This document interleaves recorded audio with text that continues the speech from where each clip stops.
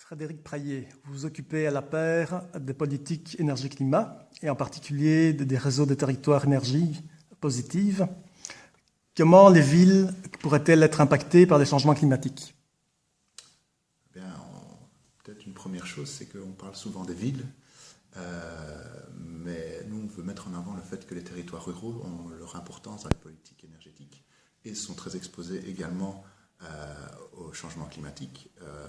Et donc, on travaille beaucoup sur les dynamiques de solidarité rurale-urbain. Et alors, on pense souvent que les villes, les communes ou nos territoires ici en Europe ne seront pas soumis aux impacts des changements climatiques. On parle du niveau de mer, etc., mais on ne parle pas des risques d'inondation, des canicules qui vont être de plus en plus régulières, des tempêtes, des aléas climatiques. On ne parle pas non plus des problèmes de santé que ça pourrait créer chez nous. Je pense aussi aux problèmes liés à l'agriculture, l'érosion des sols, etc. Donc il y a vraiment une multitude d'impacts que nous allons subir, quoi qu'il arrive déjà, et qui seront de plus en plus importants si on n'arrive pas à limiter le réchauffement climatique en dessous de 2 degrés. Et justement, quels moyens d'action ont-elles? Alors, ce qu'on essaye de dire ici à la paire et dans le réseau des territoires énergie positive, c'est que les communes ont principalement un rôle de mobilisateur et de coordinateur local de la transition à mettre en place. Pour ça, leur rôle en termes de mobilisation, c'est de se rendre compte que la plupart des plans d'action qui pourront être menés pour réduire les émissions de CO2 sur un territoire, ça va être des actions qui seront menées par les citoyens, les entreprises, les agriculteurs, les associations d'un territoire. Ce n'est pas la commune ou la ville qui va mener les actions. Et donc son rôle, c'est de mobiliser et de coordonner la mise en œuvre des actions. Pour mobiliser, c'est sensibiliser, c'est donner la parole à chacun, donner la possibilité à chacun de s'exprimer. C'est également conscientiser en déconstruisant les idées reçues et donner un cadre d'implication, un cadre de mobilisation à tous les citoyens.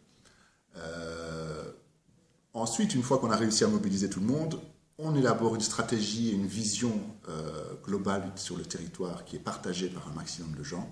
Et cette stratégie, on essaie de la mettre en œuvre avec les différentes personnes.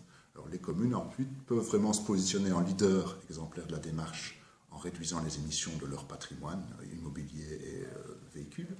Elles peuvent aussi mettre en place des actions sur des thématiques particulières, type transport, type logement sur leur territoire, en mettant en place des formations pour les citoyens, en favorisant la mobilité douce via l'aménagement du territoire, via la mise à disposition de parking vélo, etc. Voilà, c'est le type d'action qu'elles peuvent mener, mais il faut vraiment mettre en avant le rôle de coordinateur et de sensibilisation que les communes ont. Enfin, on attend à la COP21 que les États prennent des engagements forts en faveur du climat. Quel type de politique pourraient-ils mettre en œuvre? Donc là, on est vraiment sur la dimension plutôt nationale, à notre niveau, au niveau en tout cas, de notre expertise au niveau de la paire. Et on a, je dirais, des revendications ou des conseils à donner pour vraiment pouvoir mettre en place une politique nationale ou régionale, c'est ce qui se passe en Belgique, qui permettent vraiment d'avoir des objectifs ambitieux en termes de réduction des émissions. On pense notamment à la mise en avant des externalités liées à la consommation des énergies fossiles et donc à une fiscalité qui tienne compte de ces externalités.